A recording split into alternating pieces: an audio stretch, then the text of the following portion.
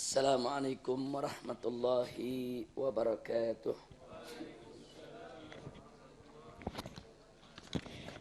Bismillah. Walhamdulillah. Wassalatu wassalamu ala Rasulillah wa ala alihi wa sahbihi wa mawalah.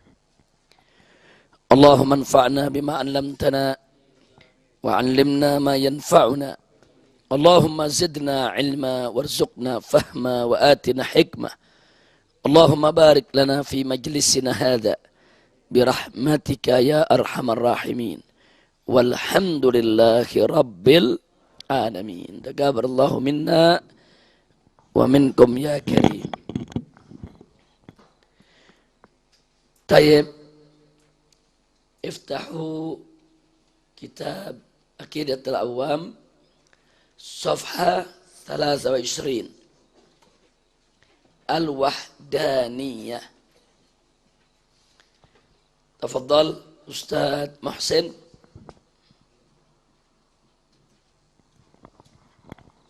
بسم الله الرحمن الرحيم.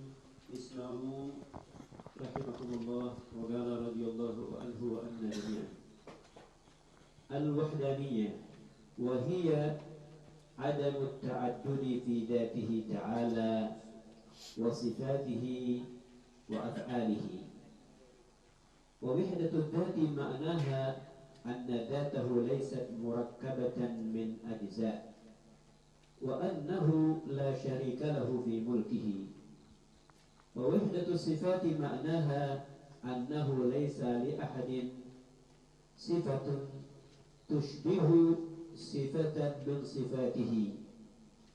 ووحدة الأفعال معناها أنه ليس لأحد غيره تعالى فعل من الأفعال. فالله خالق كل شيء ومبدئ كل شيء وهو تعالى مستقل بالإيجاد والإبداع. قال تعالى سبحانه هو الواحد القهار وإلهكم إله واحد لا إله إلا هو الرحمن الرحيم. قل هو الله أحد لو كان فيهما آلهة إلا الله لفسدتا ما اتخذ الله من ولد وما كان معه من إله إذا لذهب كل إله بما خلق ولعل بعضهم على بعض سبحان الله عما يصفون. قل لو كان معه آلهة كما يقولون إذا لابتغوا إلى ذي العرش سبيلا سبحانه وتعالى عما يقولون علوا كبيرا. كفاية. جزاكم الله خير الجزاء.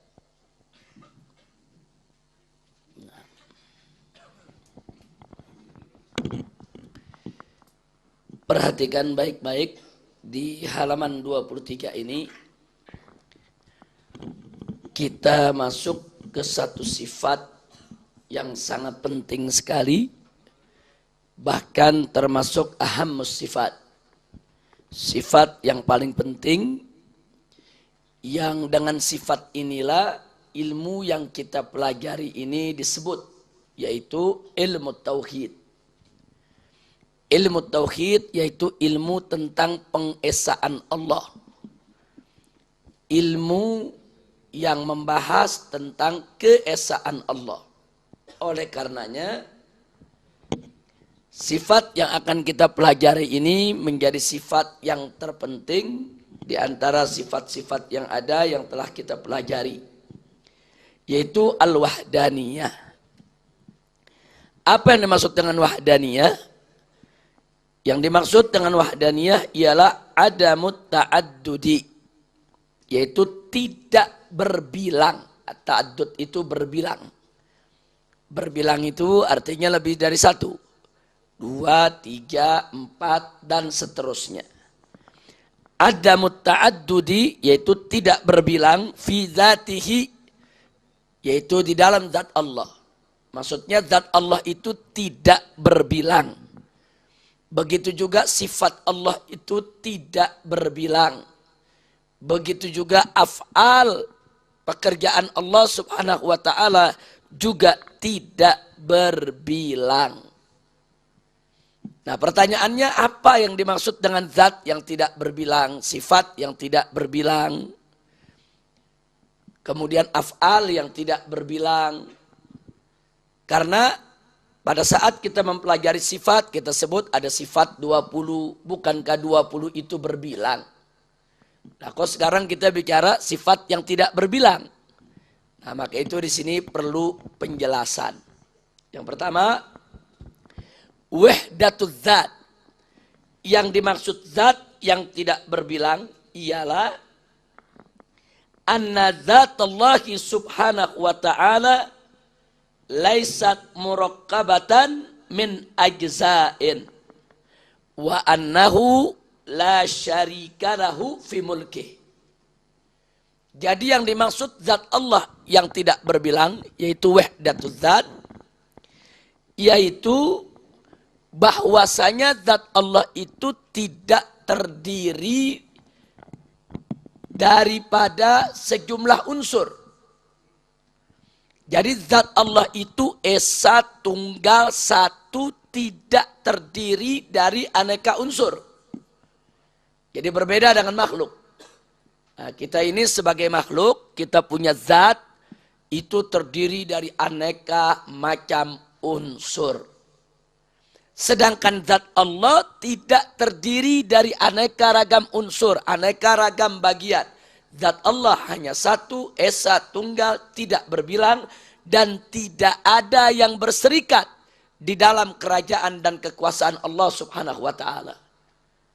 Jadi tidak ada yang berserikat, yang ikut menanam andil, menanam saham, ikut yaitu di dalam kekuasaan Allah. Allah punya kekuasaan tunggal, hanya Allah yang memilikinya. Itu yang dimaksud wahdatuz zat. Sedangkan wahdatus sifat yang dimaksud ialah annahu laisa li ahadin ghairihi ta'ala, annahu laisa li ahadin ghairihi ta'ala fi'lun minal af'al fallahu khaliqu kulli syai'in wa mubdi'u kulli syai' fahuwa ta'ala mustaqillun bil ijadi wal ibda. Jadi yang dimaksud dengan, maaf, kita baca wahdatul af'al, mesti kita baca wahdatul zat. Karena ini wahdatus sifat. Karena wahdatus sifat ini sebagaimana tadi saya katakan, saya ulangi, tadi kita terlengkap membacanya. Muncul pertanyaan, kita belajar sifat 20. Saya mau tanya, 20 itu satu atau berbilang? Berbilang. Sementara dalam akidah kita, sifat Allah itu berbilang atau satu? Satu. Jadi bagaimana ini untuk mensinkronkannya, untuk bisa memahaminya? Nah, di sini disebutkan yang dimaksud dengan wahdatus sifat ialah annahu laisa li ahadin sifatun tushbihu sifatan min sifatillahi subhanahu wa ta'ala. Jadi yang dimaksud wahdatus sifat, kesatuan sifat, keesaan sifat ialah bahwasanya tidak ada sesuatu pun yang memiliki sifat menyerupai sifat Allah.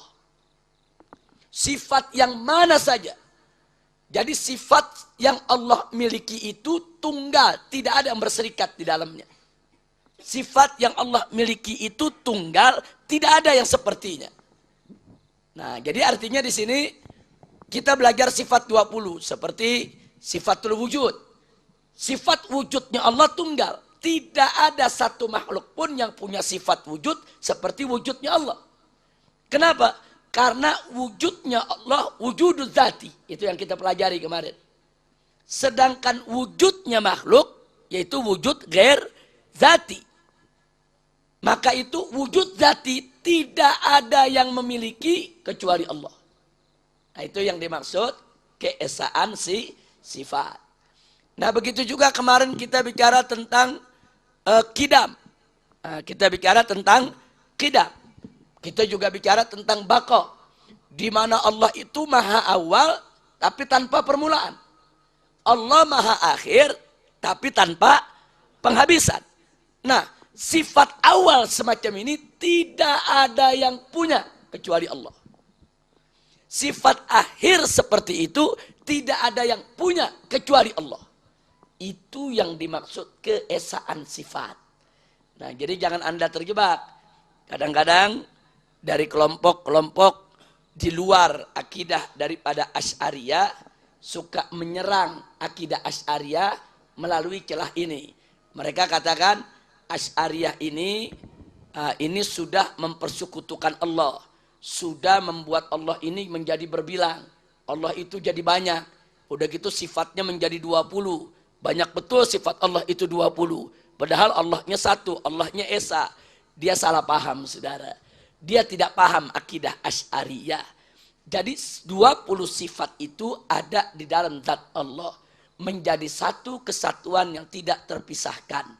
Dan yang dimaksud dengan keesaan sifat, bukan berarti sifat itu cuma satu, sehingga tidak ada sifat lain untuk Allah subhanahu wa ta'ala. Tidak begitu. Yang dimaksud keesaan sifat, bahwa semua sifat yang dimiliki oleh Allah subhanahu wa ta'ala, tidak ada satu makhluk pun yang memiliki sifat seperti itu. Sifat wujud. Makhluk juga punya wujud. Tapi wujudnya makhluk dengan wujudnya Allah berbeda. Wujud Allah wujud dzati. Sedangkan wujud makhluk wujud ghair dzati. Begitu juga sifat qidam, sifat baqa. Sifat awal, sifat akhir yang dimiliki Allah, awal tanpa permulaan, akhir tanpa penghabisan. Nggak ada satupun yang memiliki itu kecuali Allah. Itu yang dimaksud wahdatus sifat. Baik, yang berikutnya wahdatul af'al. Yang dimaksud wahdatul af'al yaitu bahwasanya tidak ada sesuatu pun, satu pihak pun selain Allah subhanahu wa ta'ala yang pada hakikatnya memiliki daripada perbuatan. Karena seluruh perbuatan yang dilakukan oleh makhluk itu adalah ciptaan Allah. Jangan lupa bahwa Allah punya perbuatan, makhluk juga punya perbuatan. Tapi perbuatan yang dimiliki oleh makhluk dengan perbuatan yang dimiliki oleh Allah sama atau beda? Beda. Perbuatan makhluk ada di bawah kendali kekuasaan Allah. Perbuatan makhluk ciptaan Allah. Sedangkan perbuatan Allah itu sifat yang berdiri di dalam zatnya. Nah, karena itu perbuatan Allah tidak bisa disamakan dengan perbuatan manusia. Itu yang dimaksud wahdatul af'al. Jadi jangan wahdatul af'al diartikan pekerjaan Allah cuma satu. Wahdatul sifat diartikan sifat Allah cuma satu. Enggak begitu. Yang dimaksud wahdatul sifat, sifat-sifat yang dimiliki oleh Allah tidak ada yang berserikat di dalamnya. Artinya tidak ada satu makhluk pun yang memiliki sifat seperti sifatnya Allah. Tidak ada satu makhluk pun yang memiliki perbuatan seperti perbuatannya Allah. Nah, jadi Allah la syarikalah. Tidak ada serikat bagi Allah subhanahu wa ta'ala di dalam persoalan tersebut. Inilah yang dimaksud wahdaniyah. Nah, jadi ini penting sekali karena ini menyangkut tauhid. Ini menyangkut tauhid. Nah, berkenaan dengan ini insya Allah kita besok akan berupaya mengupas pada pengajian ini tentang trilogi tauhid Wahabi. Jadi di kalangan Wahabi ini ada trilogi tauhid. Apa yang dimaksud dengan trilogi tauhid mereka dan apa pandangan Ahlus Sunnah wal Jamaah terhadap trilogi tersebut, saudara. Karena menurut kalangan Wahabi yang mereka dapatkan dari Syekh Ibn Taimiyah bahwa tauhid itu dibagi tiga. Ada tauhidul rububiyah, ada tauhidul uluhiyah, ada tauhidul asma was sifat. Nah, karena itu besok akan kita bahas secara khusus. Karena ini menyangkut wahdaniyah, ini menyangkut tauhid. Jadi kita lihat, kita uraikan dulu apa yang mereka maksud. Setelah itu baru kita soroti dari kacamata Ahlus Sunnah wal Jamaah. Sebab kalau kita tidak memahami trilogi tauhid yang digadang-gadang oleh Wahabi, nah bisa jadi nanti kita juga bisa terpengaruh yaitu dengan trilogi tauhid tersebut. Hampir di setiap tempat saat ini saya lihat di mana-mana trilogi tauhid ini sudah mulai tersosialisasi. Nah, yang nggak tahu pikir itu Asy'ari punya. Nah, nanti kita lihat di mana persamaannya dengan Asy'ari dan di mana perbedaannya. Ya tentunya yang menjadi persamaan, kesepakatan kita ambil. Nah, adapun yang menjadi perbedaan kita tolak ya ikhwan. Tapi penolakannya harus ilmiah, bukan tolak sekedar tolak. Nah, bukan menolak hanya karena sentimen, tidak. Penolakannya harus ilmiah dan harus argumentatif. Nah, insya Allah kita lihat besok pagi, mudah-mudahan ada kesempatan untuk itu. Kalaupun besok pagi tidak sempat di waktu berikutnya, tapi yang jelas itu termasuk salah satu materi yang akan kita sampaikan di dalam kegiatan kita di bulan Ramadan ini. Insya Allah. Nah baiklah. Nah berikutnya di sini ada sejumlah ayat Al-Quranul Karim. Kemarin sudah kita sebutkan ayat-ayatnya dari tiap surat yang dijadikan sebagai dalil, yaitu akan wahdaniyahnya Allah subhanahu wa ta'ala. Nah jadi silakan Anda baca ayat-ayat tersebut, lihat terjemahnya, pahami artinya, karena itu adalah dalil dari wahdaniyah yang kita bicarakan barusan. Kita lanjutkan, yaitu Al-Qudrah.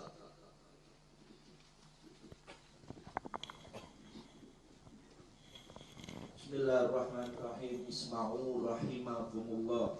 Qala radhiyallahu anhu anna jami'an al-qudratu wa hiya sifatun qadimatun qa'imatun bidzatihi ta'ala yujidu biha wa ya'timu. Qala ta'ala innallaha 'ala kulli syai'in qadir. Wa ma kana Allahu liyu'jizahu min syai'in fis samawati wa fil ardi innahu kana aliman qadira. Kifayah. Jazakumullahu khairal jaza.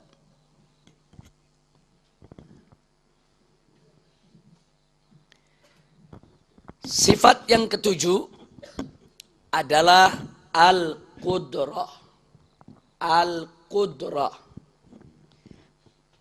Al-qudrah ini adalah sifatun qadimatun qa'imatun bidzati, yaitu suatu sifat yang bersifat qidam, qadimah, bukan sesuatu yang baru, yang memang berdiri ada di dalam zat Allah subhanahu wa ta'ala.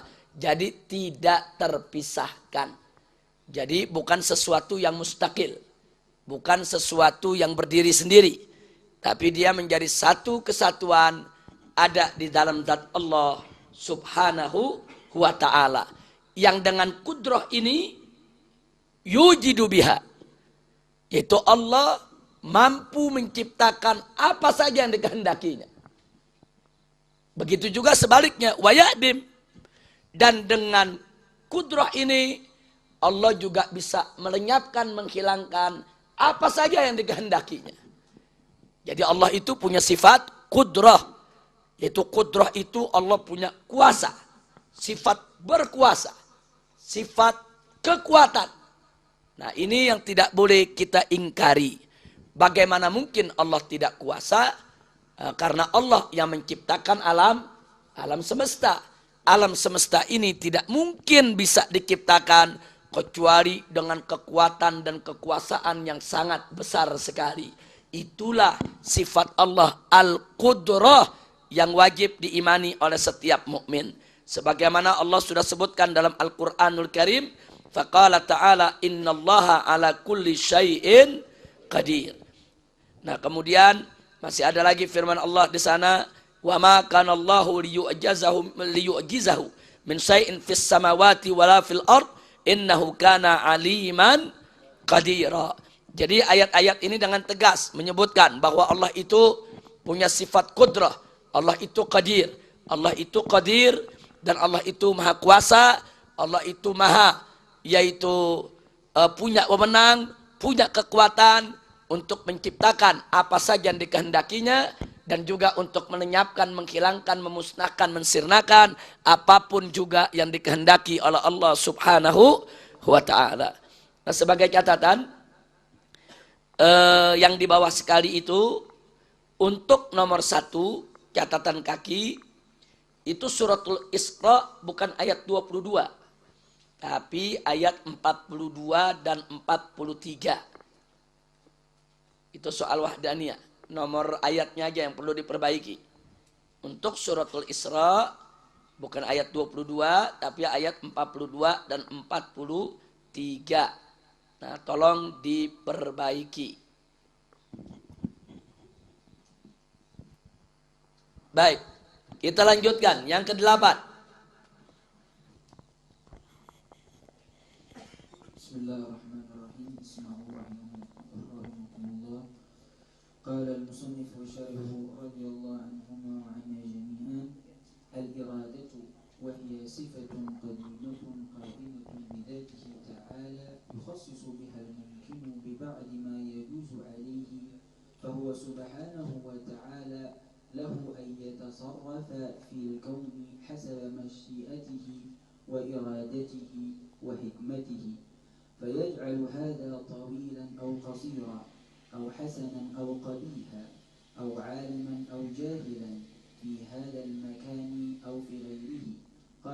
قال الله تعالى إنما قولنا لشيء إذا أردناه أن نقول له كن فيكون وربك يخلق ما يشاء ويختار ما كان لهم الخيارة سبحان الله وتعالى عما يشركون.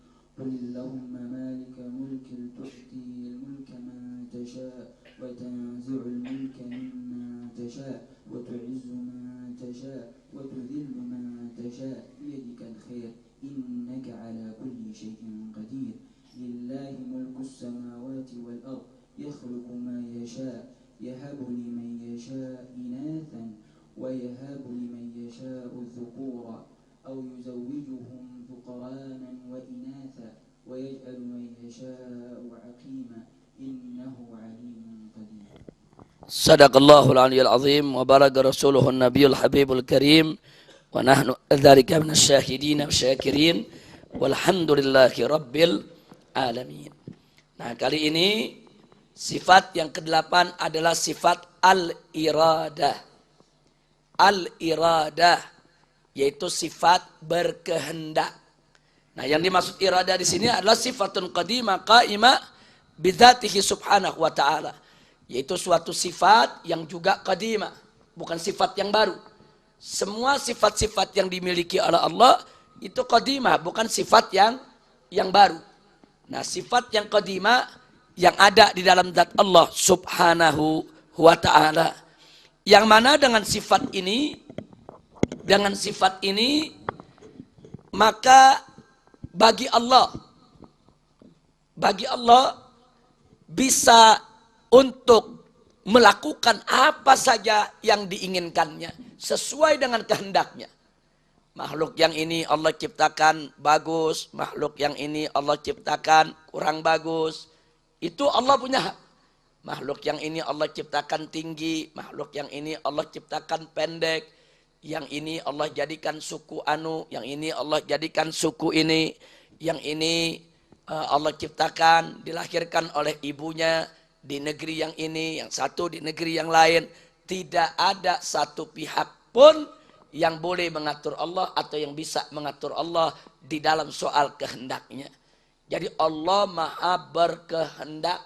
Nah, kehendak itu, iradah itu adalah sifat qadimah yang ada di dalam zat Allah subhanahu wa ta'ala. Dan sebagaimana sudah kita sebutkan tadi, ada wahdatus sifat, yaitu sifat Allah itu tidak ada yang bersekutu di dalamnya. Jadi kalau kita bicara kehendak, Allah punya kehendak, manusia juga punya kehendak. Tapi kehendak manusia dengan kehendak Allah berbeda. Kehendak Allah tidak ada yang sepertinya. Kehendak Allah tunggal, esa, tidak ada yang sepertinya, tidak ada yang sebanding, yaitu dengan Allah punya kehendak. Makanya kadang-kadang kita suka menyebutkan uridu turidu walakinallaha fa'allu lima yurid.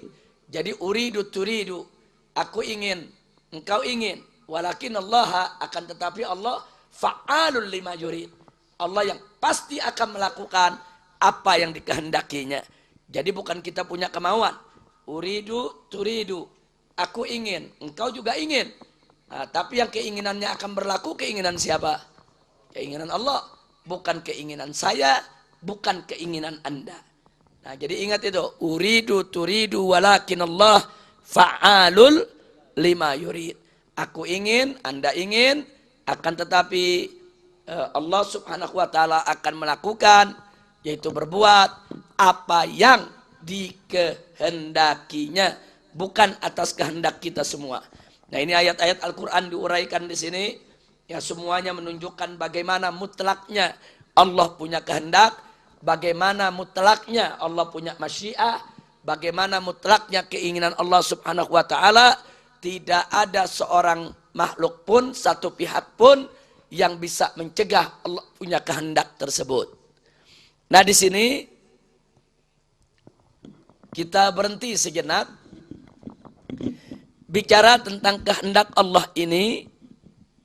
Muncul persoalan, perdebatan yang cukup lama sekali, yaitu perdebatan antara kaum Jabariyah dan Qadariyah, di mana kaum Jabariyah berdasarkan keimanannya kepada persoalan al-iradah ini meyakini bahwa segala sesuatu yang ada di alam semesta ini, termasuk semua perbuatan manusia, sudah diatur oleh Allah dengan kehendaknya. Sehingga menurut kaum Jabariyah, al-insan itu, manusia itu majbur, sudah terpaksa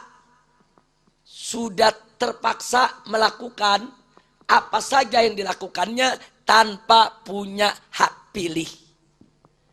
Dia mau baik, dia nggak baik, dia nggak punya hak pilih. Semuanya sudah ditentukan oleh Allah Subhanahu wa taala. Majbur.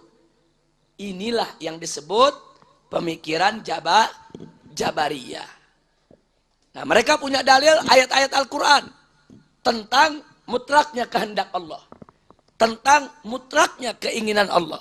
Seperti ayat-ayat yang kita baca tadi. Itu yang mereka jadikan dalil. Sementara ada kelompok lain lagi sebaliknya. Nah, jadi mereka mengatakan bahwa manusia ini punya kekuasaan dan kehendak untuk mengatur dirinya. Jadi tidak diatur oleh Allah Subhanahu wa taala. Manusia itulah yang menentukan takdirnya, yang menentukan keinginannya, yang menentukan dia mau jadi baik atau menjadi tidak baik. Jadi mutlak manusia itu adalah penentu daripada apa yang diinginkannya. Mereka punya dalil juga ayat-ayat Al-Quran. Di antaranya mereka punya dalil, yaitu ayat yang berbunyi, Innallaha la yughayyiru ma biqaumin hatta yughayyiru ma bi anfusihim. Yaitu Allah tidak akan merubah apa yang ada di suatu kaum sehingga kaum itu sendiri yang merubah apa yang ada di diri mereka. Jadi bukan Allah yang atur. Allah akan merubah kalau manusianya mau berubah. Kalau manusianya sudah berusaha untuk berubah, berarti manusia yang menentukan. Manusia yang menentukan apakah dia berubah atau tidak berubah. Nah, jadi saudara, berkenaan dengan ini, Ahlus Sunnah wal Jamaah tidak ikut Jabariyah dan tidak juga ikut Qadariyah. Nah, cuma ada tuduhan, biasanya datangnya dari kalangan Syiah yang lebih cenderung kepada pendapat Mu'tazilah yang beraroma Qadariyah. Mereka menuduh bahwa Asy'ariyah itu Jabariyah. Jadi jangan kaget kalau nanti ada tuduhan dari kalangan lain, mereka mengatakan bahwa Ahlus Sunnah itu masuk Jabariyah. Nah, karena mereka punya rukun iman diantaranya, jangan lupa, yaitu beriman kepada qada dan qadar. khairihi wa syarri, yang baik maupun buruk. Nah, jadi ini kita dituduh dengan adanya rukun iman ini, Ahlus Sunnah ini dituduh kalau begitu Asy'ariyah adalah Jabariyah. Memang sepintas lalu mirip, sepintas lalu memang sama, tapi sebetulnya tidak sama. Nah, karena itu mari kita lihat berkenaan dengan persoalan ini memang persoalan yang sangat sensitif. Satu ketika para sahabat Nabi alaihi salatu wassalam pernah berbincang-bincang soal takdir. Soal yang kita sebutkan tadi. Apakah takdir itu Allah yang menentukan? Apakah manusia yang punya hak untuk menentukan? Nah, begitu mereka asyik sedang berdiskusi, Nabi datang masuk ke dalam ruangan di mana mereka sedang mendiskusikan itu. Wajah Nabi berubah menjadi merah.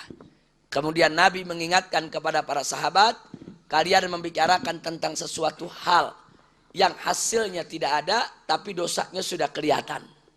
Artinya madaratnya sudah kelihatan. Artinya Nabi sudah memperingatkan sejak jauh-jauh hari, jangan terlalu mendalam membicarakan persoalan qada dan qadar. Cukup terima dengan iman, tidak usah terlalu dalam dibahas, karena belum sampai kita punya ilmu ke sana.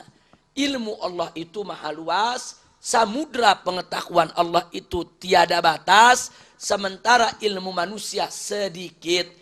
Wa ma utitum minal ilmi illa qalila. Ilmu manusia sedikit, akalnya sempit, mustahil bisa mengarungi samudra ilmu pengetahuan Allah yang maha luas tanpa batas.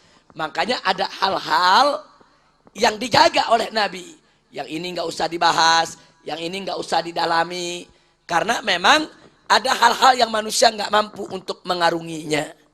Nah, jadi perhatikan baik-baik itu. Nah, bahkan di dalam Al-Quran, Allah memberikan tuntunan kepada Nabi.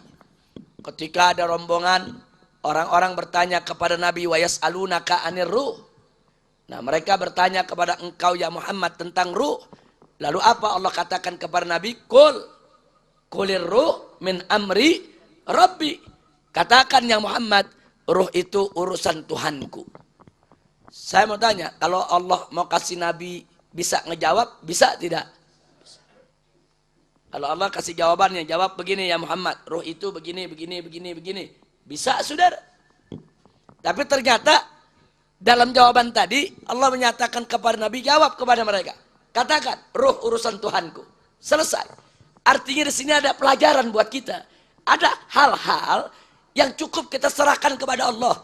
Bukan tugas kita untuk mengorek-ngorek begitu dalam, yang nantinya kita tidak sampai kepada maksud yang kita inginkan. Justru akhirnya keimanan kita yang menjadi goyang. Na'udzubillah min dalik. Salah satunya persoalan yang kita mesti hati-hati soal qada dan qadar. Nah, sekarang mari kita lihat Al-Imam Abul Hasan Al-Asy'ari, bagaimana sikapnya terhadap Jabariyah dan Qadariyah.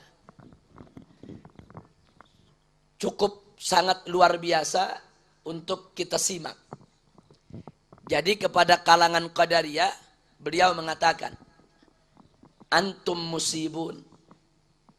Kalian ini semua benar. Kalian mengatakan manusia menentukan, punya kuasa untuk menentukan jalan hidupnya. Kalian ini benar. Kalian tidak salah. Benar apa yang kalian yakini. Tapi jangan sekali-kali keyakinan kalian tadi menafi kekuasaan dan kehendak Allah. Begitu kalian menafi kekuasaan dan kehendak Allah, maka kalian sudah menyimpang dari jalan yang benar. Anda bisa lihat bagaimana cara Imam Abul Hasan Al-Asy'ari menyikapi suatu pendapat, tidak langsung mengatakan Anda salah, Anda sesat, Anda kafir. Enggak, Anda benar. Anda benar. Kalau yang Anda maksud, ini Al-Jabariyah ini. Kalau yang Anda maksud, Allah itu maha adil, Allah itu maha baik, memberikan hak pilih kepada hambanya untuk memilih jalan hidupnya. Anda benar. Karena memang Allah maha adil. Karena Allah memang maha baik. Anda benar. Tapi jangan Anda tolak kalau Allah itu maha kuasa dan maha berkehendak untuk menentukan daripada nasib makhluknya. Selama Anda tidak tolak itu, Anda benar. Tapi begitu Anda tolak, Anda sudah menyimpang. Lihat cara jawab yang arif dan bijak. Lalu bagaimana Al-Imam Abul Hasan Al-Asy'ari menjawab kepada Jabariyah yang mengatakan bahwa manusia ini udah serba terpaksa. Semua udah diatur oleh Allah. Nggak ada hak pilih lagi untuk menentukan jalan hidup. Dikatakan oleh Al-Imam Abul Hasan Al-Asy'ari, antum musibun. Kalian juga benar. Kalian juga benar. Kalau yang kalian maksud bahwa Allah itu maha kuasa menentukan nasib hambanya. Kalau yang kalian maksud Allah itu maha berkehendak untuk menentukan nasib hambanya. Dan tiada kehendak siapapun di atas kehendak Allah. Kalian benar. Tapi jangan sampai keyakinan kalian tadi mengingkari keadilan Allah. Kebaikan Allah yang memberikan hak pilih kepada si hamba untuk menentukan jalan hidupnya. Subhanallah. Anda bisa lihat sikap Al-Imam Abul Hasan Al-Asy'ari. Saya tanya, sikap begitu arif tidak? Bijak tidak? Tapi dari sini kita kan sebetulnya mestinya udah bisa ngambil tuh. Akidah Asy'ari kemana tuh? Jadi ada bagian Jabariyah yang diambil. Ada bagian Qadariyah yang diambil. Tapi pada saat yang sama, ada bagian Jabariyah yang ditolak. Ada bagian Qadariyah yang ditolak. Itulah mazhab Ahlus Sunnah wal Jamaah. Artinya, akidah Asy'ariyah itu, kalau kita bicara tentang kehendak Allah, seperti yang barusan kita bahas, Al-Iradah. Kalau kita bicara kekuasaan Allah, seperti yang sudah kita bahas, Al-Qudrah. Jadi qadiran muridan. Kalau kita bicara tentang kehendak dan kekuasaan Allah, maka kita wajib mengakui bahwa seluruh makhluk termasuk manusia ada di bawah kekuasaan dan kehendak Allah, dan tidak ada satu kehendak pun yang ada di atas kehendak Allah Subhanahu wa taala. Wajib kita imani. Terima. Allah Maha berkehendak, Allah Maha kuasa. Allah bisa melakukan apa saja yang diinginkannya.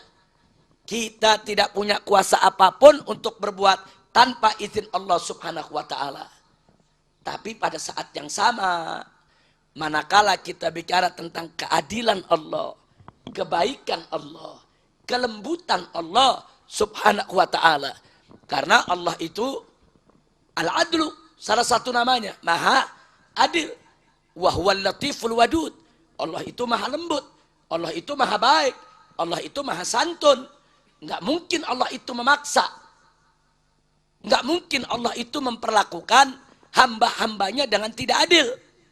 Oleh karenanya, berdasarkan keadilan Allah, kelembutan Allah, kebaikan Allah, kesantunan Allah, kita juga mesti yakin dan wajib yakin bahwa kita diberikan hak oleh Allah untuk memilih jalan hidup kita.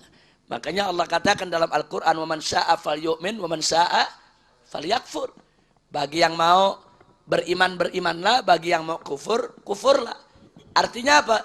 Di situ ada masyiah yang Allah berikan kepada manusia. Nih, kehendak buat kamu. Pilih jalan. Nah, kita punya hak pilih, itu pun kehendak Allah. Kalau Allah tidak berikan itu hak, mana mungkin kita dapat? Kalau Allah tidak berikan kepada kita sedikit kehendak untuk bisa kita memilih jalan hidup kita, mana mungkin kita dapat? Nah, inilah akidah yang diyakini oleh kalangan Asy'ariyah. Jadi dua sisi ini tidak boleh kita tolak. Makanya kalau kita bicara tentang kekuasaan Allah, mutlak kita harus terima. Allah yang menentukan segala sesuatu. Kita beriman tentang qada, qadar, khairihi wa syarrihi, nu'min bihi.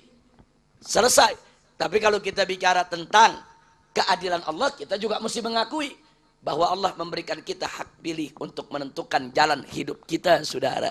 Sehingga kita tidak menyalahkan Allah manakala kita yaitu berbuat tidak baik. Jangan sampai orang berbuat maksiat kemudian dikatakan ini takdir. Saya jadi pencuri takdir Allah. Saya jadi pelacur takdir Allah. Karena semua sudah ditentukan oleh Allah. Na'udzubillah min dzalik. Jadi kalau orang jadi Jabariyah, konsekuensinya begitu. Kalau dia jadi Jabariyah, konsekuensinya seperti itu. Bahwa semua maksiat yang dia lakukan akan dia salahkan kepada Allah Subhanahu wa taala. Na'udzubillah min dzalik. Nah, oleh karenanya kita ikuti apa yang pernah diarahkan oleh Nabi. Jangan terlalu masuk mendalam kalau bicara tentang qada dan qadar. Karena kalau kita masuk terlalu mendalam, kita tidak akan sampai ke tujuan, kesesatan kita sudah berada di depan mata. Na'udzubillah min dzalik. Nah, oleh karena itu Al-Imamul Ghazali radhiyallahu taala anhu di dalam kitab Ihya Ulumuddin pada saat beliau bicara tentang takdir, ada ungkapan yang menarik. Jadi beliau ditanya, bagaimana ini tentang takdir? Tentang adanya perbedaan-perbedaan pendapat, ada Jabariyah, ada Qadariyah yang bicara tentang takdir. Apa dijawab oleh Imam Ghazali? Manusia yang membicarakan soal takdir diumpamakan seperti satu kampung yang penduduknya orang-orang buta. Satu kampung semuanya buta. Kemudian kita bawa seekor gajah ke kampung tersebut. Kita berikan waktu yang sedikit saja kepada setiap penduduk di kampung tersebut untuk berkenalan dengan gajah. Satu-satu. Tapi sedikit waktu yang diberikan. Yang pertama maju, dia peganglah gajah, yang dia pegang gadingnya. Yang kedua, yang dia pegang buntutnya. Yang ketiga, yang dia pegang telinganya. Yang keempat, yang dia pegang kakinya. Dan seterusnya. Selesai itu, tanyakanlah kepada penduduk kampung tersebut, apa itu gajah? Sementara seumur hidup mereka tidak pernah melihat gajah. Dan tidak mendengar apa itu gajah. Kali ini mereka dibawakan seekor gajah, disuruh kenalan. Mereka raba itu gajah. Saya mau tanya, kira-kira jawaban mereka tentang gajah sama atau beda-beda? Yang satu ditanya, apa itu gajah? Dia bilang, oh gajah itu licin, keras, ujungnya tajam. Kenapa dijawab begitu? Karena dia pegang gading. Yang satu lagi, kalau menurut Anda bagaimana? Ah, enggak, gajah enggak begitu. Yang saya lihat, yang saya pegang tadi gajah itu lembek, lebar. Lembek, lebar kayak kipas.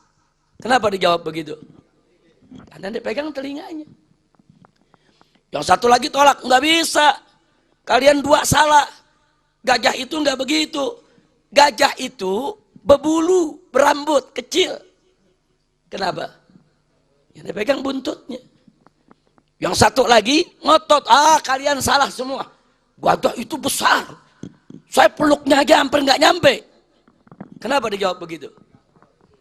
Yang dia pegang kakinya yang gede. Nah, Imam Ghazali bilang, orang-orang buta tadi tidak salah dalam mendefinisikan. Enggak salah, semuanya benar. Cuma hanya benar dari satu sisi. Jadi yang mengatakan gajah itu licin, tajam, keras, betul dari sisi gadingnya. Yang mengatakan gajah itu lebar, lembek, seperti kipas, dia juga betul dari sisi telinganya. Yang bilang gajah itu berbulu, kayak kunciran, kecil, dia juga betul. Karena dia pegang buntutnya. Yang mengatakan gajah itu besar, seperti tiang, dia juga betul. Karena yang dipegang kakinya. Dan seterusnya. Tapi kalau semua ini digabung, jadi gak definisi gajah? Jadi. Maka itu kata Imam Ghazali, kenapa harus merasa benar sendiri? Kenapa mesti jalan sendiri-sendiri? Jadi Jabariyah benar dari satu sisi. Qadariyah juga benar dari satu sisi. Salahnya Qadariyah, dia menafi. Yaitu menafi hal yang tidak boleh dinafi. Dia ingkari hal yang tidak boleh diingkari. Salahnya Jabariyah dan salahnya Qadariyah, mereka mengingkari yang tidak boleh diingkari. Jabariyah mengingkari mutlak, Jabariyah mengingkari keadilan Allah, di mana Allah memberikan hak pilih. Qadariyah mengingkari, yaitu kekuasaan mutlak Allah dan mutlaknya kehendak Allah. Ini yang mereka salah. Jadi kalau mereka tidak ingkari itu, saudara, akan menjadi satu pendapat yang luar biasa. Itulah pemikiran dan pemahaman Ahlus Sunnah wal Jamaah. Dengan demikian jelas bahwa Ahlus Sunnah wal Jamaah bukan Jabariyah, bukan juga Qadariyah, tapi madhab yang tawassut, madhab yang ada di tengah-tengah, madhab yang tawazun, madhab yang seimbang. Alhamdulillahi Rabbil Alamin. Nah, sampai di sini dulu kita punya pelajaran tentang yaitu sifat-sifat Allah sampai yang ke-8. Mudah-mudahan manfaat untuk kita semua dan semoga membuat iman kita makin kuat kepada Allah, kita makin mengenal zat Allah sehingga kita tetap berada yaitu dalam akidah yang benar, akidah yang diridhai Allah dan Rasulnya. Amin ya Rabbal Alamin. Baik, selanjutnya saung Sayyidina Abu Bakar Siddiq. Ada punya pertanyaan? Saung Sayyidina Abu Bakar. Saung Sayyidina Umar. Ya, silakan.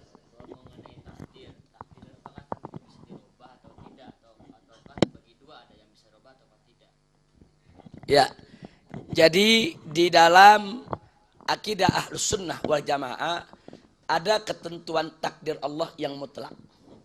Artinya yang tidak ada sama sekali bisa merubahnya. Tapi ada ketentuan takdir Allah yang memang Allah gantung sesuai dengan kasab, sesuai dengan upaya manusianya. Tapi itu pun tidak keluar dari kehendak Allah. Nah, karena itu tugas kita saat ini bukan untuk membedah takdir, bukan untuk mengintip takdir, bukan untuk melihat dan mengupas takdir, tapi tugas kita adalah ikhtiar tanpa harus terbuai dengan urusan takdir. Nah, ini pertanyaan bagus.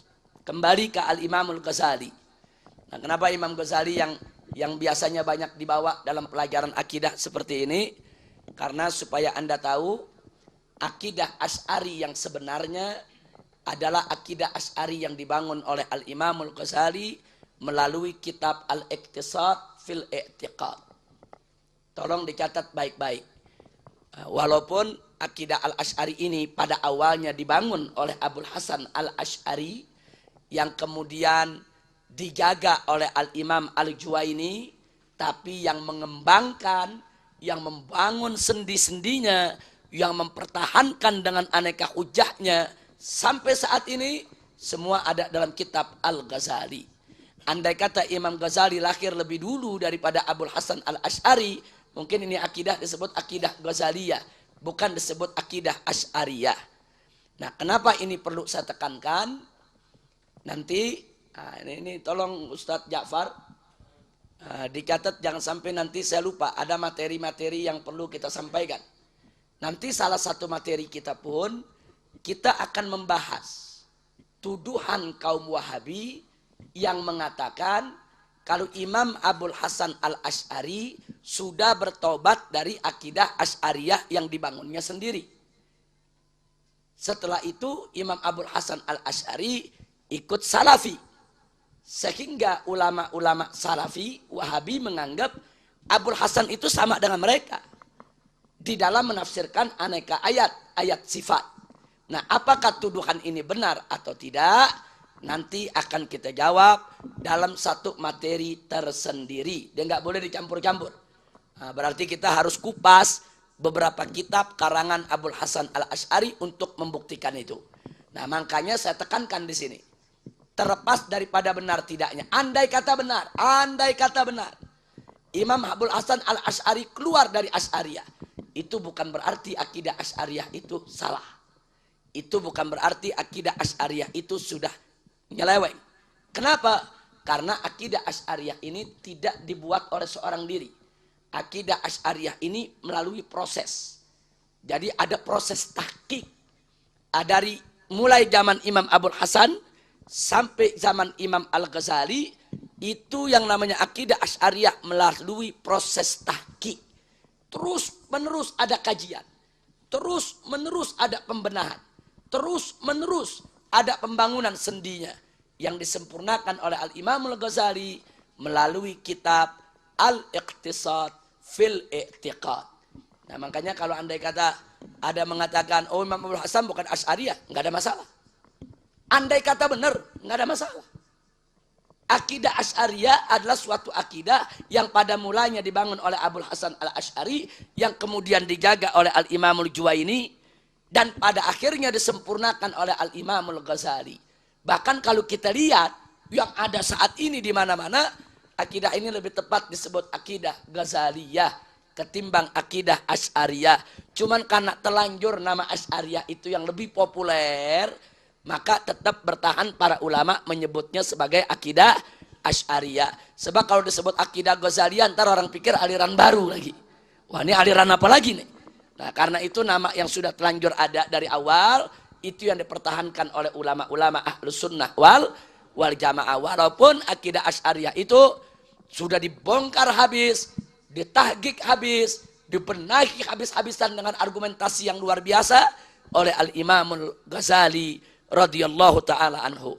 Itu insya Allah nanti jadi materi sendiri. Jadi ada materi trilogi tauhid Wahabi, ada materi yang kedua yaitu tentang tuduhan Wahabi bahwa Imam Abul Hasan Al-Asy'ari keluar dari mazhab Asy'ari. Kita buktikan itu tuduhan itu betul atau tidak. Nah, itu akan kita jawab nanti. Ada 2 materi. Nah, kemudian kemarin ada janji 1 materi lagi tentang tafsir nas sifat. Tentang tafsir nas sifat. Bagaimana menafsirkan ayat-ayat yang berkaitan dengan sifat Allah untuk melengkapi pelajaran kita untuk buku Aqidatul Awam. Insyaallah. Baik. Saung Sayyidina Utsman. Saung Sayyidina Ali. Saung Sayyidina Hasan. Silakan.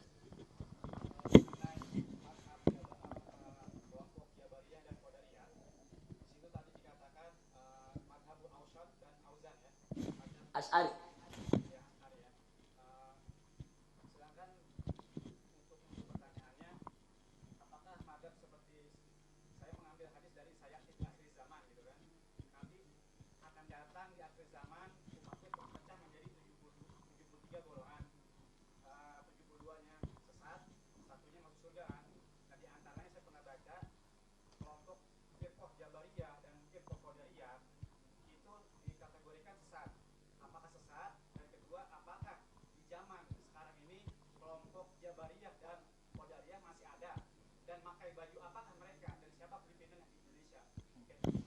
Terima kasih banyak. Jazakumullahu khairal jasa. Ini melihat pertanyaan barusan, jadi kelihatannya harus ada 1 materi lagi. Sebab hadis yang dibawa tadi, hadis yang ditanyakan tadi, itu adalah hadis yang diperdebatkan oleh para ulama. Bahkan banyak ulama menolak hadis tersebut dari kalangan Ahlus Sunnah wal Jamaah. Kenapa? Karena hadis tersebut sering diklaim oleh tiap kelompok, dan tiap kelompok mengatakan dialah firqah najiyah. Sehingga dengan menggunakan hadis tersebut, dia mudah mengkafir-kafirkan kelompok lain yang tidak sejalan. Ditambah lagi, ada hadis lain yang bunyinya sebaliknya. Jadi ada 1 hadis berbunyi, umatku akan terpecah menjadi 73 golongan. Yang satu masuk surga, yang 72 masuk neraka. Ada hadis sebaliknya dari Imam Al-Bazzar. Umatku akan terpecah menjadi 73 golongan. Satu masuk neraka, 72 masuk surga. Ini yang mana yang mesti diambil? Jadi ini hadis ada dua versi. Nah, karena itu nanti ada materi sendiri membahas tentang hadis tadi, tidak hari ini. Nah, tapi ada pertanyaan yang perlu dijawab saat ini, yaitu tentang Jabariyah dan Qadariyah. Bagi Ahlus Sunnah, Jabariyah dan Qadariyah sesat. Firqatun dolah mudillah. Tapi tidak boleh kita kafirkan. Tolong diingat, sesat mengkafir beda. Jadi Qadariyah nggak boleh kita kafirkan. Nggak ada ulama-ulama Ahlus Sunnah yang mengkafirkan Qadariyah, yang mengkafirkan Jabariyah, yang mengkafirkan Murji'ah, yang mengkafirkan Mu'tazilah. Nggak ada. Tapi memang mereka dikategorikan termasuk firqah yang sesat. Sekurang-kurangnya, kalaupun tidak kita katakan sesat, firqah di luar Ahlus Sunnah wal Jamaah. Nah, pertanyaannya, apakah kelompok ini masih ada? Oh, ada. Kelompok Jabariyah dan Qadariyah ada. Nah, kelompok Qadariyah saat ini itu ada digandrungi, masih dia tetap digandrungi oleh Al-Mu'tazilah, dan kebanyakan kalangan Syiah ikut Qadariyah. Walaupun tidak semua. Nah, tapi yang jelas, semua liberal ikut Qadariyah. Nah, karena liberal itu memang dia hanya menggunakan logika. Dia merasa, oh kita penentu, nggak ada urusan dengan Tuhan. Ya memang udah urusannya seperti itu liberal. Liberal rasanya nggak ada Qadariyah pun jadi Qadariyah sendiri dia. Nah, jadi artinya di sini kalau ditanya apakah ada, walaupun namanya bukan Qadariyah lagi, tapi pemikiran itu tetap ada. Yang Jabariyah pun tetap ada. Nah, cuman memang selama ini yang selalu difitnah Jabariyah adalah Ahlus Sunnah. Nah, karena itu kalangan Ahlus Sunnah wal Jamaah kalau tidak belajar akidah dengan baik bisa jadi Jabariyah. Hati-hati. Kalangan Ahlus Sunnah wal Jamaah Asy'ariyah kalau tidak belajar akidah dengan baik, akhirnya nanti dia bisa menjadi Jabariyah secara dia tidak sadari. Nah, akhirnya dia pasrah. Oh, ini udah jadi bodoh, ya takdir. Terbelakang, ya takdir. Kemudian buat maksiat, ya takdir. Di kalangan masyarakat ada yang seperti itu. Bukan tidak. Akhirnya segala kejelekan itu diserahkan kepada Allah. Padahal yang bersangkutan berakidahkan Ahlus Sunnah. Cuman karena enggak belajar akidah, karena enggak memperdalam akidah, akhirnya jatuh terjerumus dalam paham Jabariyah. Baik, itu yang bisa kita jawab. Baik, yang tidak punya saung, silakan. Nah, apa jawaban yang kita bisa berikan terhadap dua pertanyaan ini? Yang pertama, pertanyaan ketika kita ketahui bahwa Allah itu qadirun 'ala kulli syai'. Mereka ada pertanyaan yang mengatakan, jika Allah qadirun 'ala kulli syai', mampukah Allah menciptakan kamitslihi seperti Allah sendiri? Jika Allah mampu, maka hunaka syirk, yakni hunaka ilahan. Jika Allah enggak mampu, yusbitu naqs lillah. Ini pertanyaan pertama. Pertanyaan kedua, kita juga tahu Allah qadir 'ala kulli syai'. Namun dalam beberapa hal kita ketahui ada malaikat yang memberikan wahyu, kemudian ada malaikat yang, jika Allah mampu, kenapa membutuhkan malaikat untuk menjalankan tugas-tugasnya? ya. Jazakumullahu khairal jasa. Satu pertanyaan yang luar biasa. Jadi pertanyaannya, apakah Allah mampu menciptakan Tuhan sepertinya? Apakah Allah mampu menciptakan Tuhan sepertinya? Hati-hati. Pertanyaan ini pertanyaan yang pernah dilontarkan, yaitu oleh kalangan-kalangan orientalis untuk menyerang akidah Islam. Jangan sampai kita terjebak. Karena kalau kita jawab singkat, mampu, nah itu berarti kita membuka peluang. Kita membuka peluang untuk berasumsi bisa jadi di sana ada Tuhan-Tuhan lain yang sudah diciptakan oleh Allah. Hati-hati. Begitu juga sebagaimana tadi disebutkan, kalau kita jawab tidak, seolah-olah Allah itu tidak mampu. Berarti naksun, berarti ada kekurangan pada zat Allah. Nah, kalau ada pertanyaan semacam ini, cukup kita jawab, innallaha ala kulli syai'in qadir. Kami beriman Allah maha mampu atas segala sesuatu. Tapi kami juga beriman, mustahil Allah menciptakan Tuhan selainnya. Itu jawabannya. Kami beriman bahwa Allah pasti mampu menciptakan segala sesuatu. Tapi mustahil Allah menciptakan Tuhan selainnya. Mustahil. Nah, kenapa kaitannya kita bisa katakan sedemikian rupa? Kalau kita katakan Allah maha mampu menciptakan segala sesuatu. Yang diciptakan oleh Allah pasti makhluk. Yang diciptakan oleh Allah pasti makhluk. Jadi kalau Allah menciptakan Tuhan seperti Allah, maka Tuhan yang diciptakan ini bukan Tuhan, melainkan makhluk. Nah, kita jangan terjebak. Karena itu tadi kita katakan, Allah maha mampu untuk menciptakan segala sesuatu. Tapi mustahil Allah menciptakan serikat baginya. Karena itu adalah suatu keagungan Allah. La syarika kalah. Kira-kira jelas tidak? Nah, jadi tolong jawaban pertanyaan semacam ini pertanyaan memang orientalis itu kalau nyerang pertanyaan tajam-tajam, saudara. Mereka kalau udah buat buku, mereka serang, mereka fokus, tajam, teliti. Nah, dalam rangka untuk menggoyangkan iman umat Islam. Adapun pertanyaan kedua, Allah maha kuasa, Allah maha mampu, Allah maha mengetahui, Allah mudabbir, yaitu kulla syai', Allah yang mengatur seluruh alam semestanya. Tapi kenapa kok Allah masih tugaskan malaikat? Ada yang bawa wahyu, ada yang jaga pintu neraka, ada yang jaga pintu sorga. Apa Allah tidak mampu untuk itu semua? Saudara, kalau bicara kemampuan Allah, kekuasaan Allah, kebesaran Allah, Allah tidak butuh kepada malaikat untuk membantunya. Bahkan Allah tidak butuh kepada Rasul untuk menyampaikan risalahnya. Tapi kenapa kalau Allah kirim Nabi untuk menyadarkan manusia? Kenapa Allah nggak langsung kasih hidayah aja kepada manusia-manusia tersebut untuk beriman kepada Allah tanpa melalui para Nabi dan para Rasul? Nah, itu pertanyaannya, saudara. Jawabnya, Allah itu maha indah. Allah menyukai segala sesuatu itu dengan proses. Allah menyukai yaitu segala sesuatu dengan asbab. Ada kejadian-kejadian proses.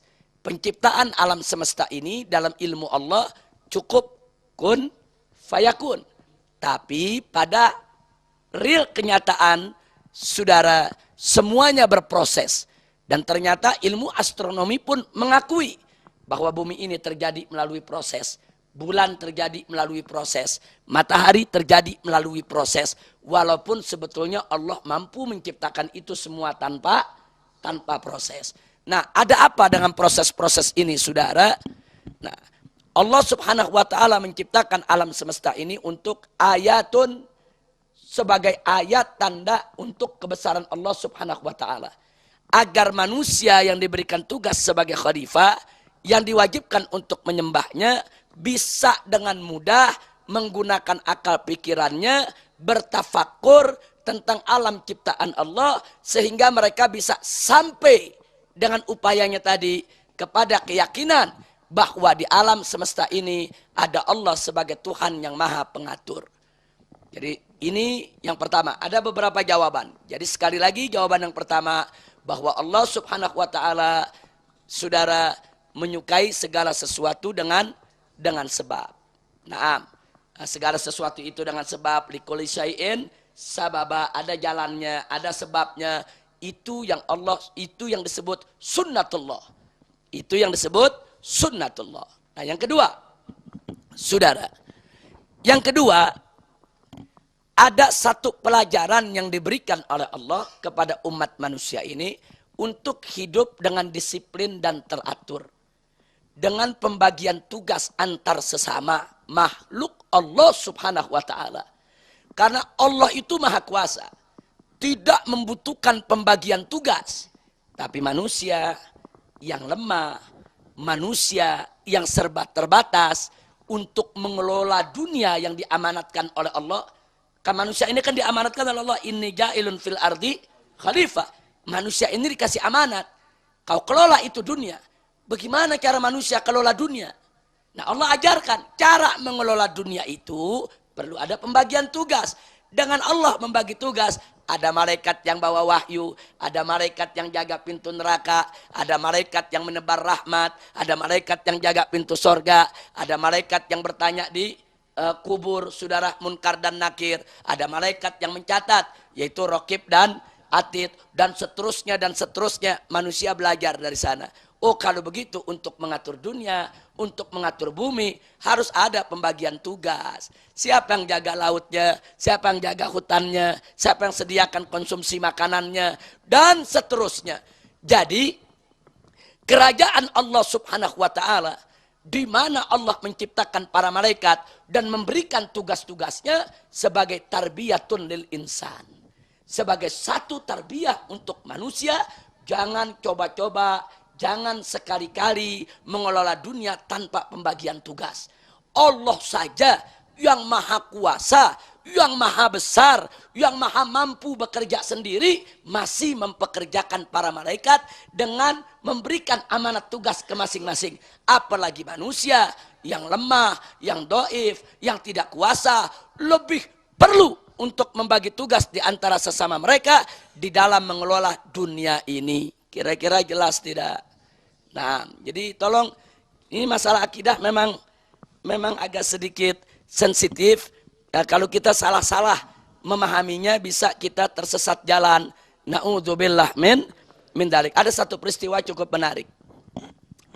Al-Imam Abu Hanifah ditantang oleh seorang mulhid. Mulhid itu ateis. Orang yang tidak percaya Tuhan. Jadi si mulhid ini sesumbar. Di mana-mana mimbar. Dia mengajak orang untuk meninggalkan Allah. Dia katakan tidak ada Allah, tidak ada Tuhan. Alam semesta ini semua terjadi dengan sendirinya. Nah, mulailah para ulama menghadapi orang ini kewalahan. Orang ini orang cerdas, orang pintar. Luar biasa diplomasinya. Dia tahu Quran, dia tahu hadis. Banyak orang terpengaruh dan banyak ulama ketika itu tidak mampu menghadapi orang ini dalam berdebat. Akhirnya para ulama datang ke Imam Abu Hanifah untuk menghadapi orang ini. Jadi orang ini nantang, mana ada ulama yang berani berdebat sama dia. Kalau berani ayo datang, di depan orang harus berdebatnya. Nah, akhirnya karena ulama-ulama yang lain menyadari keterbatasan mereka, mereka minta bantuan Abu Hanifah karena Abu Hanifah dikenal ahlur ra'i. Dikenal itu ahli logika. Dikenal dia punya logikanya jalan. Akhirnya Abu Hanifah menerima tantangan orang tadi, saudara. Baik, kata Imam Abu Hanifah, silakan siapkan tempatnya, kumpulkan orangnya, tentukan waktunya. Setuju. Singkat cerita, begitu pada waktu yang sudah ditentukan, orang sudah kumpul. Ribuan orang kumpul. Ini yang nantang sudah datang dari pagi. Oh, percaya diri dia akan mampu untuk mengalahkan Imam Abu Hanifah. Imam Abu Hanifah belum datang. Di waktu yang ditentukan, Imam Abu Hanifah tetap belum datang, terlambat. Nah, begitu terlambat, dia kasih tenggang waktu. Kita tunggu 1 jam lagi. Habis 1 jam, Abu Hanifah tetap belum datang. Ditunggu sampai 2 jam, Abu Hanifah tetap nggak datang. Orang ini mulai sesumbar. Dia bilang, tuh lihat mana ada yang bisa ngelawan saya. Abu Hanifah yang katanya orang pintar, ulama besar, datang terlambat, dia takut ngadepin saya. Karena dia nggak punya dalil, dia nggak punya argumentasi. Mulailah dia sesumbar dengan pemikiran-pemikiran sesatnya. Nah, begitu asik dia lagi sesumbar, tahu-tahu Abu Hanifah datang, saudara. Udah terlambat nih sampai 3 jam lebih. Begitu Abu Hanifah datang, marah ini orang, gimana? Ulama terlambat. Enggak tertib, enggak disiplin, begini, itu, dan seterusnya. Kata Imam Abu Hanifah, iya, saya minta maaf, saya terlambat. Oh, enggak bisa. Kamu mesti sebutkan dulu, apa alasanmu terlambat. Kalau ada alasan kita terima, kalau enggak. Kata Abu Hanifah, iya, begini. Saya punya rumah kan di seberang sungai. Tadi waktu saya keluar rumah, saya mau jalan kemari. Saya pakai keledai.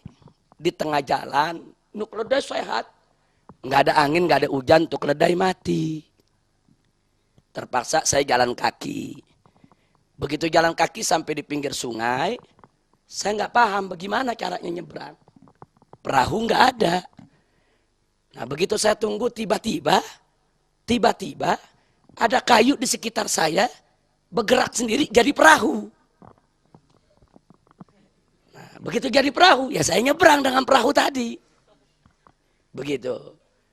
Akhirnya saya sampai kemari. Ini orang ngelihat begitu, dia bilang, ya Abu Hanifah kau gila kau. Dia tertawain Abu Hanifah. Orang gila mana yang percaya kau punya cerita? Ada kayu bergerak sendiri jadi perahu. Kau gila kau. Kata Abu Hanifah, kau nggak percaya? Nggak bakal percaya. Siapa yang bisa percaya?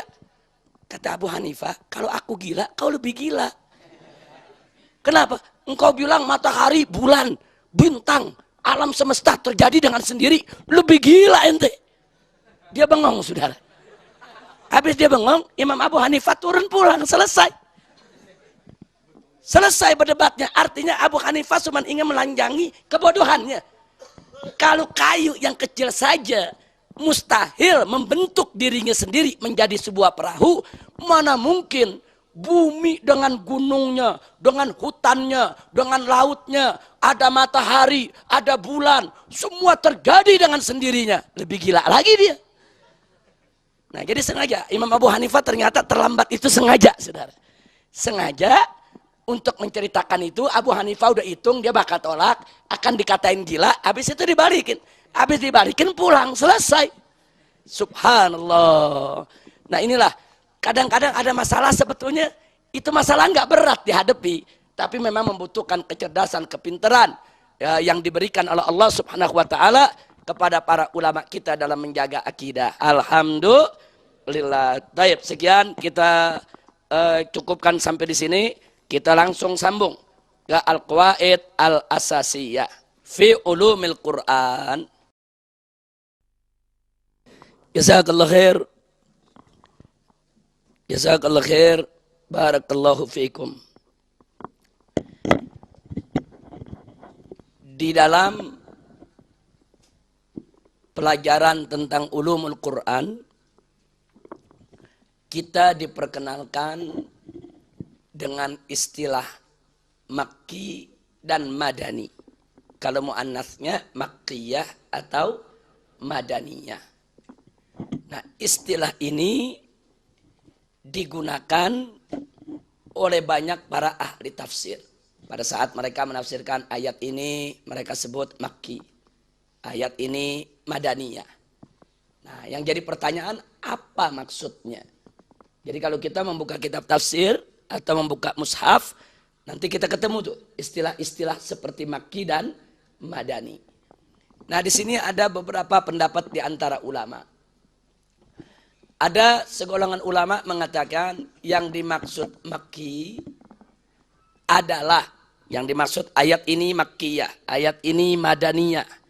Yang dimaksud ayat Makkiyah adalah kalau ayat tersebut atau surat tersebut di dalamnya ada khitab yang datang dari Allah yang ditujukan untuk ahli Mekah.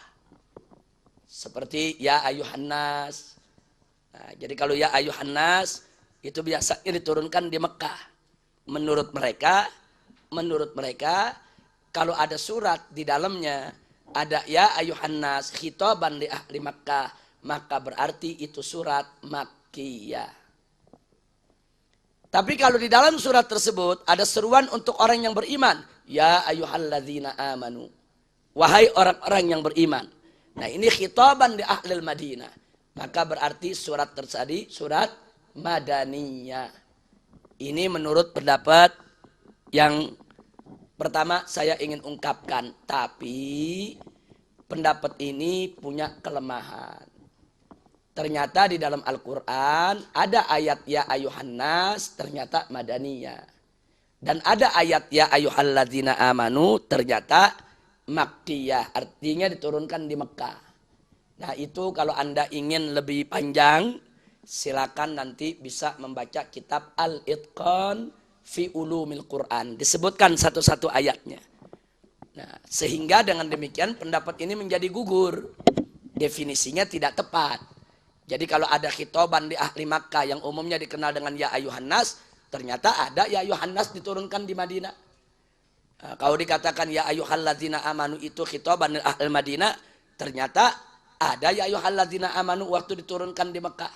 Berarti definisi untuk makki dan madani dengan definisi ini gugur, tidak bisa digunakan karena lemah, terbentur pada fakta. Nah yang kedua, nah ini biasanya paling populer nih di kalangan anak-anak, karena gampang dihafal. Pokoknya ayat, kalau mereka bilang ini saudara, ayat yang diturunkan di Mekah, Makkiyah. Ayat yang diturunkan di Madinah, Madaniyah. Itu kan paling gampang dihafal itu. Tapi ini juga punya kelemahan. Kelemahannya di mana? Bagaimana ayat yang diturunkan bukan di Mekah dan bukan di Madinah? Ada ayat di sana tidak diturunkan di Mekah, tidak diturunkan di Madinah. Nah, sehingga definisi ini pun menjadi lemah. Tidak kuat. Definisi itu mesti kuat. Jame' mane. Nah, jadi jangan sampai definisi itu gugur. Oh, definisinya ini begini. Ternyata ada tuh. Nah, kalau dia katakan yang diturunkan di Mekah, Makkiyah. Yang diturunkan di Madinah, Madaniyah. Yang diturunkan di luar Mekah, Madinah. Nah, mereka mencoba mencari istilah safariyah. Safari. Tapi ini ditolak. Jadi istilah ini pun dianggap lemah. Nah, kemudian ada satu definisi lagi. Makki adalah ayat Al-Quran yang diturunkan sebelum Nabi hijrah. Dimanapun diturunkannya. Mau di Mekah, mau di luar Mekah, di mana saja. Kalau itu terjadi sebelum Nabi hijrah, maka disebut Makkiyah. Sedangkan Madaniyah adalah ayat Al-Quran yang diturunkan Allah setelah Nabi hijrah. Dimanapun diturunkannya. Dengan uslub apapun, mau pakai ya ayuhan nas, mau pakai ya ayyuhalladzina amanu, mau diturunkan di kota mana saja, kalau diturunkannya setelah Nabi hijrah, Madaniyah. Nah, ternyata definisi ini jame' mane. Nah, jadi dia menghimpun semua, kuat. Maka itulah definisi inilah yang ditarjih oleh para ulama ahlus sunnah wal jamaah. Nah, jadi tolong ini khususnya para ustadz-ustadz muda. Nah, karena kadang-kadang dalam ceramah saya masih sering suka dengar. Apalagi bulan Ramadan. Kalau orang cerita tentang Al-Quran, dikatakan yang diturunkan di Mekah, Makkiyah, yang diturunkan di Madinah, Madaniyah. Nah, ini memang kadang-kadang menjadi populer karena orang bawakan di dalam ceramah. Padahal itu pendapat lemah. Yang kuat itu Makkiyah manazala qoblal hijrah. Madaniyah manazala ba'dal hijrah. Nah, kita nggak peduli dimanapun kota diturunkannya. Dan kita nggak peduli dengan uslub apapun diturunkannya. Mau dengan ya ayuhan nas, mau dengan ya ayyuhalladzina amanu, dan seterusnya selama diturunkan sebelum hijrah dia Makkiyah, setelah hijrah dia Madaniyah.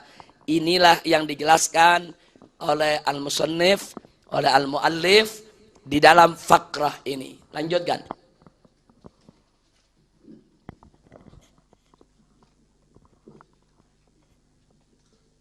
Alamat lil makki.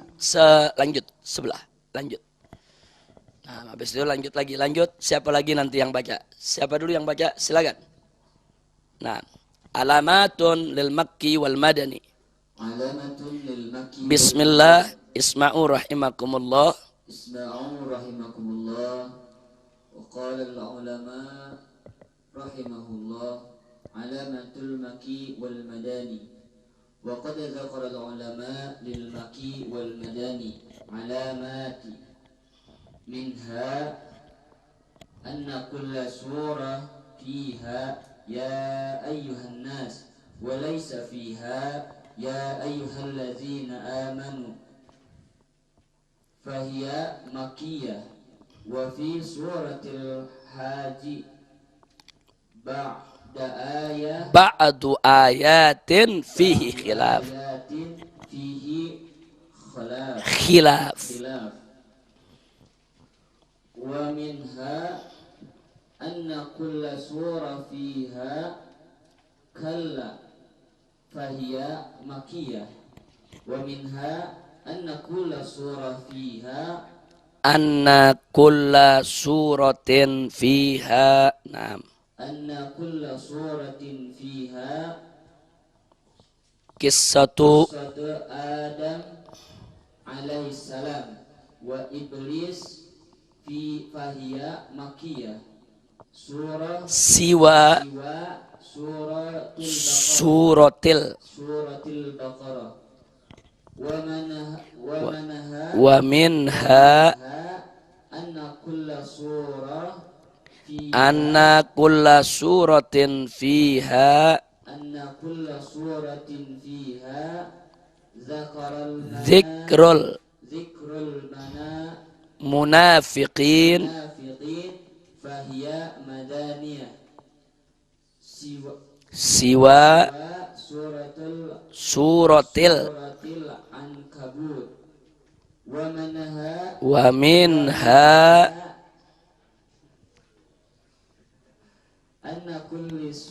anna kulla suratin dzukira fiha al-hudud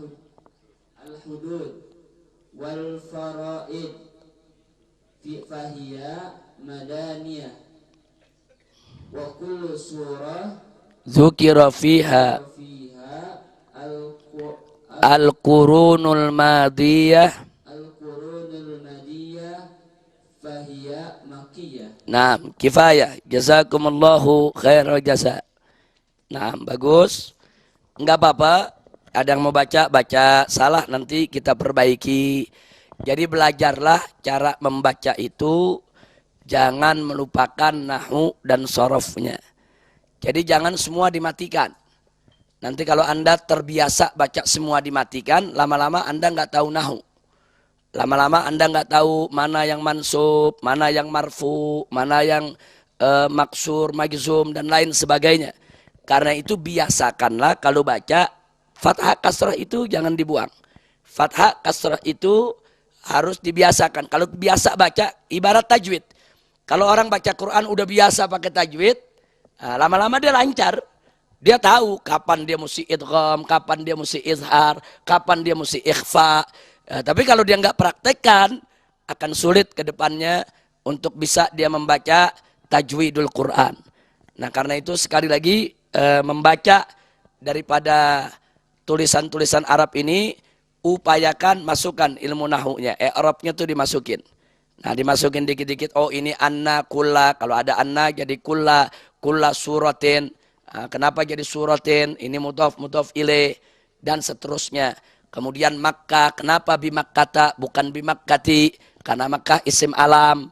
Nah isim alam ini mamnu, dia kemasukan daripada kasroh. Seperti masajidu, kenapa bukan masajidun? Kenapa jadi kalau masuk fi masajida bukan fi masajidi? Oh karena ini sighah muntahal jumu. Nah jadi yang begitu-begitu mesti dipelajari. Kalau dia kemasukan alif lam, baru dia bisa sighah muntahal jumu. Kalau ma'rifah bi alif lam, baru dia boleh kemasukan kasrah. Al-masajidu, al-masajida, al-masajidi, dan seterusnya. Ala kulli hal, hari ini kita bukan pelajaran lughah Arabiyah. Nah, bukan pelajaran nahwu dan sorof. Salah-salah sedikit nggak apa-apa, dimaklumi. Kadang-kadang ada yang saya tegur, kadang-kadang ada yang saya biarkan. Tapi kalau keseringan ya mesti ditegur juga. Nah, supaya bacaan itu menjadi lurus. Insya Allah. Nah baiklah. Ada tambahan luar biasa. Alamatun lil makki wal madani. Alamat, tanda-tanda, ciri-ciri. Nah, jadi kalau kita mau tahu ciri-ciri surat, apa sih cirinya yang makkiyah? Apa pula sih cirinya yang madaniyah? Nah, kalau mau tahu mana surat makkiyah, madaniyah dengan ciri antara lain. Minha diantaranya satu, anna kulla suratin fiha ya ayuhan nas wa laisa fiha ya ayyuhalladzina amanu. Kalau ada satu surat nih, di dalamnya ada ya ayuhan nas, tidak ada ya ayyuhalladzina amanu. Itu ciri kalau surat tersebut makkiyah. Tapi kalau ada ya ayuhan nas, di dalamnya ada juga ya ayyuhalladzina amanu, belum tentu dia makkiyah. Nah, oleh karenanya ada perbedaan ulama tentang suratul Hajj. Di dalam beberapa ayat ada perbedaan. Yang kedua, kalau kita ketemu surat di dalamnya ada kalla. Apa contohnya? Nah, jadi kalau ada kalla itu adalah surat makkiyah, ciri. Nah, kemudian kalau ada surat menceritakan soal Nabi Adam alaihissalam dan iblis. Kita baca, oh ada cerita soal Adam dan iblis, Adam dan iblis. Nah, bagaimana yang terjadi di antara Nabi Adam alaihissalam dengan iblis. Maka itu ciri kalau surat tersebut surat makkiyah, kecuali surat Al-Baqarah. Di Al-Baqarah juga ada cerita Nabi Adam dan iblis. Tapi Al-Baqarah bukan makkiyah. Nah, kemudian yang berikutnya anna kulla suratin fiha dzikrul munafiqin. Jadi kalau ada surat cerita soal munafik, orang-orang munafik, itu ciri kalau itu madaniyah. Itu ciri kalau itu madaniyah. Kecuali surat Al-Ankabut. Kecuali surat Al-Ankabut. Nah, kemudian yang berikutnya lagi, setiap surat yang di dalamnya ada cerita soal hudud, faraid, maka dia madaniyah. Tahu hudud? Hudud itu pidana Islam. Seperti apa pidana Islam? Pidana Islam itu satu, menenggak minuman keras, syurbul khamar. Dua, az-zina, yaitu perzinahan. Tiga, as-sariqah, pencurian. Empat, al-qadhaf,